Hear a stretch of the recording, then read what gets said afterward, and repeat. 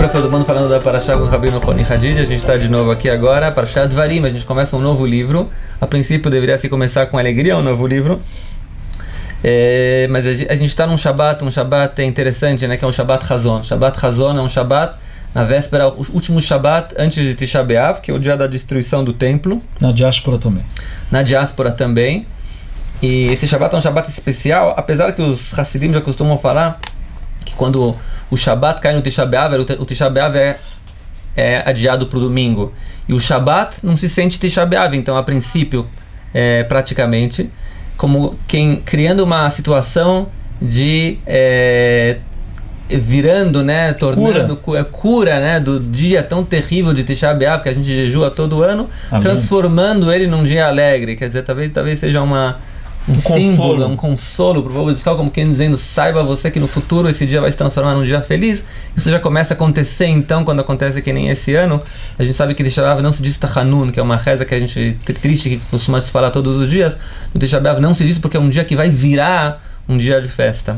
E para tentar entender um pouco qual é a essência que levou a gente a um dia tão terrível, você pode dizer que todo ano a gente senta de novo no chão e chora. Quem entra numa sinagoga e vê judeus sentados no chão chorando depois de 2000 anos de exílio ainda por uma construção que foi feita aqui na terra de Israel há tanto tempo atrás, entende que tem uma coisa mais profunda atrás disso. E talvez entrar um pouquinho, né, o que levou realmente a essa situação terrível. Eu acho que o próprio Moshe Rabbeinu aqui na Parashá, ele traz um ponto que, na minha opinião, é um ponto assim, muito central nessa data, né, de Tisha B'Av. Ele diz o seguinte, né, a gente sabe que o Tisha B'Av é uma coisa que vem análoga ao Het HaMeraglim, o pecado dos espiões, que falaram mal da terra de Israel, não quiseram entrar na terra de Israel, e o povo de Israel começou a chorar, e o Moshe Rabbeinu na Parashá agora está aqui avisando, né, o povo de Israel sobre a má conduta deles, como eles se comportaram mal. Vale a pena lembrar que, pela nossa tradição, essa história que você está comentando dos espiões que Beneis choraram, aconteceu na mesma noite que foi destruído tanto o primeiro quanto o segundo templo. Foi a noite de Tisha B'Av que eles choraram. E eles choraram. E o que eles choraram? Então o Pasuk diz aqui, o Moshe Rabbeinu está falando com o povo de Israel no Pasuk Kav Zayin 27, capítulo 1. Ele diz o seguinte: Vateragnu be'olechem, vocês começaram a chorar, né, nas suas tendas, e vocês falaram o seguinte: Vatomru, Besinat Hashem otanu otzianu meretz Mitzrayim. Pelo ódio que Deus nos odeia, Ele nos tirou da terra do Egito, como o próprio Urashi traz aqui, né? Se uma pessoa tem duas terras, uma terra ótima, que tem abundância como o Egito, e uma terra terrível como a terra de Israel, que precisa rezar o tempo todo para chuvas, quer dizer, Ele odeia a gente e nos levou para a terra de Israel porque Ele odeia a gente. Quer dizer, tudo que Deus fez até agora, na verdade, é um ódio pelo povo, Chas v'Shalom, né? Estou falando coisas terríveis. Para destruir a gente, para destruir. Foi toda uma programação má de Deus para como poder fazer aniquilar o povo de Israel. E o próprio Rashi traz, né? E vocês, na verdade, não estão entendendo, né? Deus adorava vocês. Mas o Rashi também traz, né? Ele fala, quando uma pessoa odeia a outra, ele tende a crer que o outro também odeia ele. E na verdade aqui era o contrário. Deus amava o povo de Israel. E vocês criaram um ódio por Deus, que é uma coisa terrível, né? Como pode ser que uma pessoa cria um ódio por Deus? Quais são as essências desse pecado? Que talvez são as essências de todo o pecado que a gente acabou saindo para o exílio também. Como o povo de Israel pode chegar a um ponto tão baixo de achar que Deus é uma entidade má? Tem gente que diz assim, né? Muita gente que acha que Deus é uma entidade que pode tudo, eu não sou ateísta, mas Deus é mau. Como eu posso entender que as pessoas chegam a essa conclusão e como a gente pode também tentar se livrar dessas sensações? Então você, na verdade, levantou dois aspectos. O aspecto, como é que Deus pode... você ter ódio por Deus... E esse aspecto que você falou, que Deus tem ódio por mim. Então já falaram nossos sábios, todo aquele que tem que traduzir. Alguém me escreveu numa carta, ele falou, vocês podem escrever talvez nas descrições depois um pouco das traduções das palavras em hebraico que vocês falam? Então esse enunciado dos sábios é dizer que todo aquele que possela, aquele que fala uma coisa negativa, como se fala isso, um amigo dele, ele na verdade ele está se autocriticando. É uma autocrítica, na verdade, o que hoje na psicologia chamam isso de uma reflexão, é uma projeção. É uma projeção que eu tenho um defeito meu da minha personalidade, eu vejo lá, eu não sei fazer uma coisa direito, eu não lavo o prato direito, falo, como é que lavo o prato mal também. Então isso é uma projeção que eles estavam fazendo, eles estavam odiando. Mas você perguntou bem, qual a origem desse ódio? Então, uma das coisas que se fala também, não só na psicologia, também na ética judaica e em todos os lugares, que nós somos seres altamente críticos. E a gente tem sempre aquele lado interno, aquele lado nosso, aquele olhar, algo da nossa personalidade, um observador interno que está olhando tudo que você está fazendo e está tirando conclusões, e é um juiz silencioso que a gente tem dentro, no fundo, da nossa consciência. E ela está sempre lá, não adianta tentar apagar ela, você pode tentar enterrar, ela está lá, aquela tua consciência, e quando a gente sai do nosso caminho, o resultado imediato é que a gente se degrine aos nossos próprios olhos. A gente perde o valor aos nossos próprios olhos, porque no fundo nós temos noção de justiça. Dizem que um neném, ele já vem com noção de justiça no mundo. É falado o Talmud nosso diz que tem um tratado de Nidá, um dos tratados diz que pureza familiar. De pureza familiar. Pureza familiar. E ele conta uma história lá que uma alma antes vem para o mundo, ela estuda 9 meses na barriga da mãe, e antes dele nascer falam para ele, você seja um tzadik, que não seja um rachá, seja um justo e não seja um perverso, e mesmo que o mundo inteiro diga que você é um justo, aos teus olhos não se veja como justo, e fazem uma promessa, ele tem que prometer isso. E aqui em Israel até dizem que essa saliência que a gente tem em cima do lábio superior em Israel para as criancinhas que isso aí é um anjo que vem e põe o dedo na boca e a pessoa esquece tudo que ela aprendeu e tudo. Isso é uma história bonita, mas que ela salienta esse lado que nós temos de maneira nata, uma consciência, um juízo interno nosso, uma noção de certo e errado, já inconsciente nossa. Building. Built-in, embutida. E quando a nossa conduta não condiz com essa tua noção interna de certo e errado, você se atinge muito no teu amor próprio. O contrário disso é o que os Hassidim gostam de dizer, Simcha Gdolah Liot B'mitzvah, Mitzvah Gdolah Liot B'simcha. É uma grande alegria você estar cumprindo uma mitzvah, um mandamento, e o mandamento você está alegre.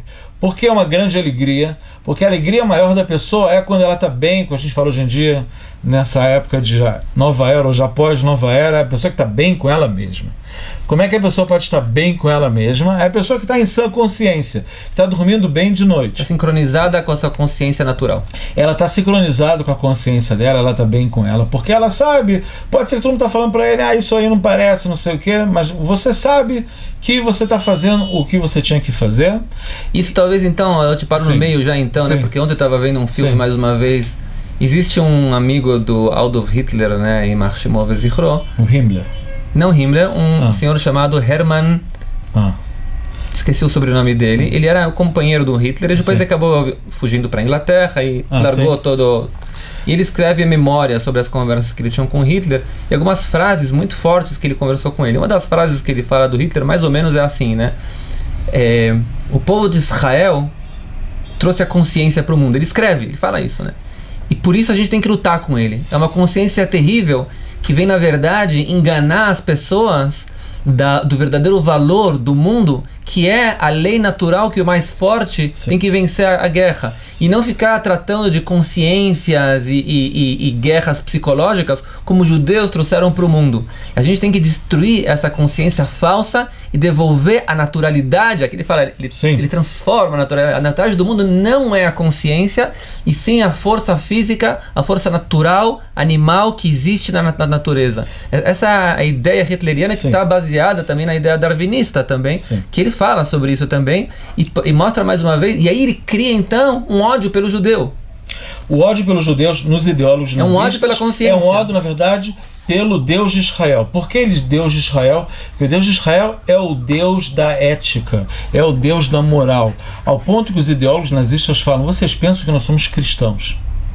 Mas o cristianismo na nação germânica, ele é só uma pele muito fina, delicada que está por cima. Nós, na verdade, somos um povo pagão, idólatra, de muitos anos, nórdicos. E é verdade. E isso que, na verdade, o nosso inconsciente coletivo é esse inconsciente pagão, muito sério, da maneira que você falou. Então, eles, que é algo que totalmente luta contra essa moral e ética do Deus de Israel, que os judeus só viraram o objeto de ódio porque eles representam no mundo o Deus de Israel. Uma verdade, eu me lembro que um dos reis medievais ingleses perguntou pro sacerdote e pro bispo dele: eu quero uma prova da existência de Deus, e o bispo dele falou: olha os judeus é a prova da existência de Deus no mundo. De certa maneira, é uma incorporação. Os judeus estarem vivos na história, isso mostra o Deus de Israel, que ele é moral e ele é ético. Isso é uma grande inovação do mundo, ao ponto que o Maimônides diz que o cristianismo e o islamismo, de certa maneira, eles são o início do caminho para a vinda do Messias. A Messias judaico, a montar a infraestrutura para ele, é a própria existência do cristianismo e o Islã. Por quê? O cristianismo e o Islã, apesar com todos os defeitos deles, eles são um grande avanço em relação ao mundo pagão que sempre existiu, que era algo totalmente ao contrário da ética e da moral. Sem consciência. E você agora apresentar um Deus, não é à toa que se fala às vezes da ética judaico-cristã, apesar que tem muita diferença entre o judaísmo e o cristianismo, mas se existe alguma coisa em comum, um denominador comum entre o Deus de Israel e o cristianismo e o Islã, é que esse Deus é um Deus ético e é um Deus moral. E ele quer que isso seja, que essa ética, essa moral, ela seja implementada no mundo. E é um Deus que espera que ele tem bondade, espera que a nossa vida seja uma vida boa. Sim, e quando ele faz mal, é um mal de pai para filho, a nível de castigar para levar você para o bom caminho. Não é como o povo de Israel que você caracterizou aqui falando do versículo que fala que ele quer destruir a gente, na verdade.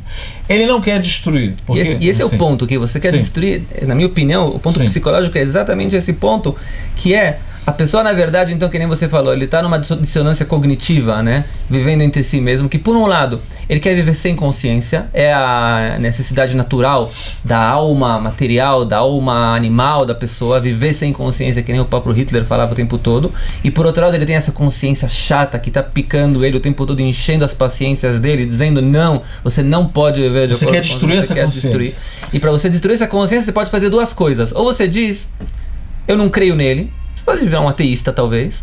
Ou você pode falar: ele existe, mas ele não é uma boa coisa. Ele é uma má coisa e ele quer o nosso mal. Sim. E já que ele quer o nosso mal, porque eu sinto que eu quero fazer outras coisas, então, ele me odeia. E se ele me odeia, eu não quero ele, vamos se separar dele, vamos fazer outras coisas então.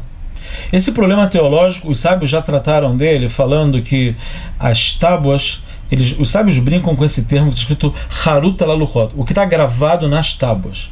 Eles falam Harut Laluhot, que está gravado nas tábuas. Não leia Harut gravado, leia Herut. Herut é liberdade. Agora, o conceito de liberdade no judaísmo é muito sofisticado, ao ponto que liberdade é quase uma frase idiomática, falar esse Herut, porque liberdade, a gente tem de liberdade normal. Em hebraico tem dois termos para liberdade, tem Hofesh e tem Herut. Hofesh é Hofesh que você falou que os nazistas queriam, é você fazer o que você quer. Isso é liberdade no sentido mais pleno, literal, é fazer o que eu quero. Agora, existe um conceito mais sofisticado de liberdade, que é o que os sábios chamam de Herut. Herut é mais libertação. É libertação no sentido que você fazer o que é certo. Você está livre das tuas inclinações animais para você fazer exercício da tua consciência. E por isso que está escrito Herut Laluhot. E por que eles trocam na frase? Porque através da mitzvah, o mandamento que está gravado na tábua, esse mandamento vai te libertar.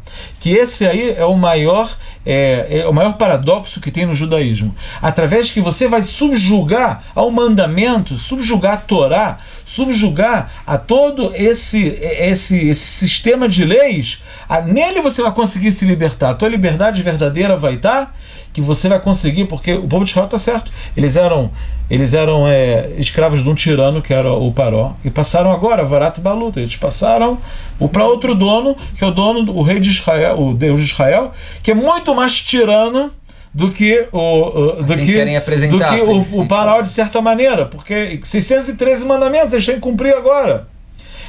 Mas aí vem os sábios e dizem, não, essa liberdade, você exercer a tua consciência, no final das contas, ela vai te libertar. Por quê?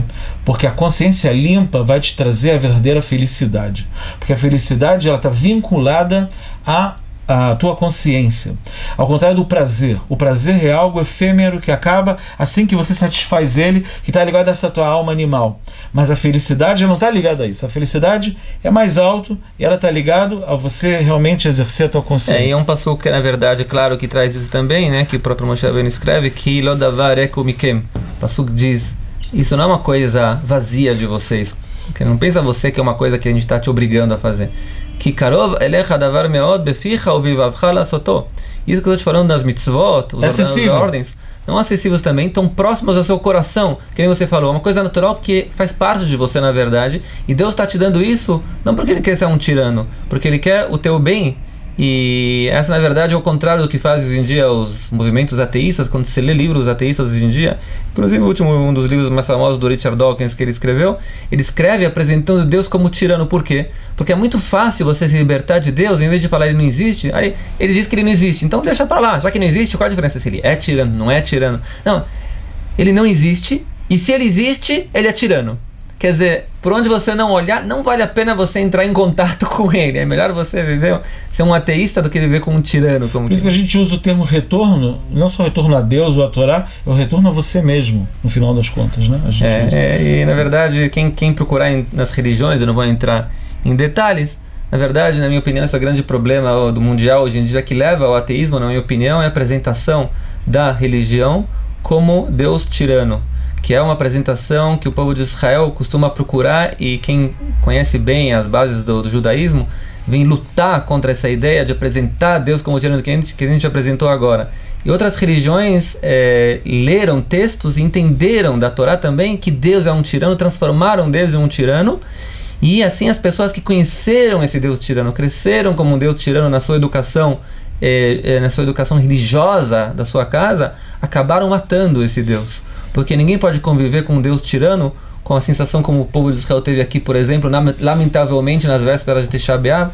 E é por isso, como a gente começou, que a redenção está ligada com isso, como quem dizendo, vocês querem merecer o templo sagrado, que representa na verdade a conexão direta com Deus e com você mesmo, tem que se livrar da ideia do Deus tirano e entender que Deus ama vocês e não odeia vocês. Haz v'shalom, Deus nos livre, como foi apresentado aqui na noite de Tisha B'Av, na primeira noite de Tisha B'Av da história mundial. Se Deus quiser que a gente tenha um Tisha B'Av, que a gente não tenha um Tisha B'Av, que se transforme num dia de alegria, se Deus quiser. Eu comprei para o meu filho, né? As pessoas procuram sempre, o que eu vou fazer em Tisha B'Av? Não pode estudar a Torá, é proibido, porque a Torá alegra a pessoa, então não se estuda a Torá. O que eu vou fazer o dia inteiro? Aqui em Israel ainda é verão também, né? Então Tisha B'Av parece um dia que não termina nunca, né? Até a noite, não posso estudar, não posso fazer nada. O que eu vou fazer então o dia inteiro? Ficar contando os minutos? O que eu vou fazer?